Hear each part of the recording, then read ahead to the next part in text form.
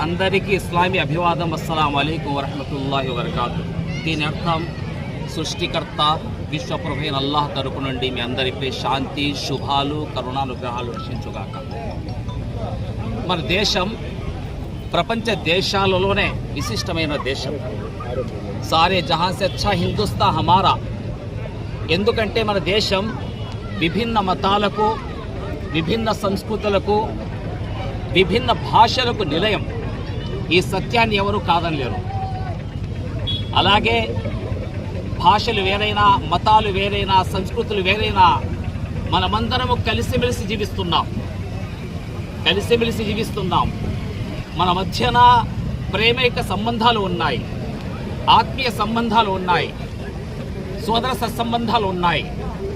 ఈ సోదర సత్సంబంధాలు ఎందుకున్నాయంటే మనమందరం ఆస్తికులం, దైవాన్ని నమ్ముతున్నాం. దేవుని పట్ల మనకు దృఢమైన నమ్మకం ఉంది. ఆ దేవుడు మనల్ని చూస్తున్నాడు, మనల్ని గమనిస్తున్నాడు, మన మాటల్ని వింటున్నాడు. ఒక్కొక్క కదలికను ఆయన గమనిస్తున్న నమ్మకంతో మనం జీవిస్తున్నాము. ఆ దేవుడే మనందరికీ కలిసిమెలిసి జీవించాలని, పెద్దలను గౌరవించాలని, పిల్లల్ని ప్రేమించాలని, స్త్రీమూర్తిని ఆదరించాలని ఆదేశించాడు.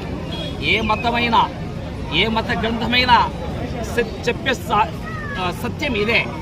వసుధైవ కుటుంబం అంటారు. మానవులందరూ ఇప్పుడు నివసించున్న మానవులందరూ ఒకే దేవుని దాసులు, ఒకే తల్లిదండ్రుల బిడ్డలు. ఆ విషయమే దివ్య ఖురాన్లో స్పష్టంగా చెప్పడం జరిగింది. ఇన్నా ఖలఖనాకుం మిన్ దకరిన్ వ ఉన్సా. ఓ మానవులారా, మేము మిమ్మల్ని అందరినీ మేమే పుట్టించాము.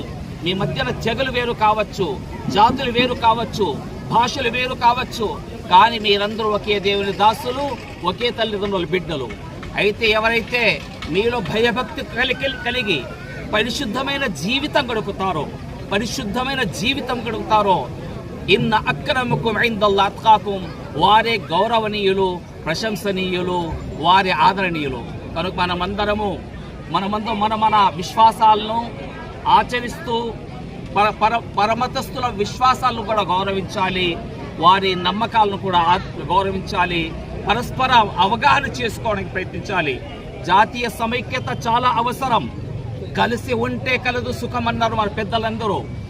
కలిసి ఉంటే కలదు సుఖం. కనుక ఎవరైతే మన మధ్యన తమ స్వార్థం కోసం, స్వీయ ప్రయోజనాల కోసం మన మధ్యన ఎవరైతే చిచ్చు పెడుతున్నారో, మన మధ్యన ఉన్న స్నేహ సంబంధాలను, సోదర సంబంధాలు ఎవరైతే దెబ్బతీస్తున్నారో, అలాంటి చీడ